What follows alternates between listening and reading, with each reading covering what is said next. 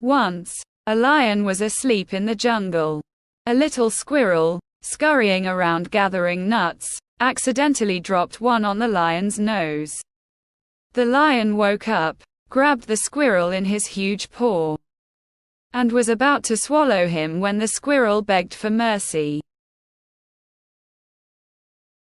"Please let me go," the squirrel pleaded, "and someday I will help you."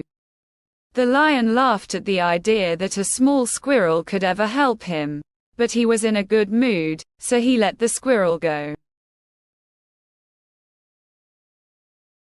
Sometime later, the lion was caught in a hunter's net.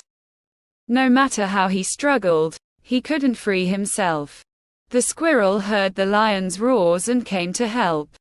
He gnawed through the ropes of the net, freeing the lion.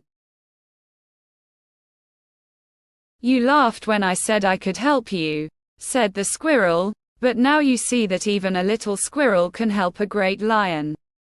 The lion realized that the squirrel was right, and they remained friends ever after. Moral: no act of kindness is ever wasted.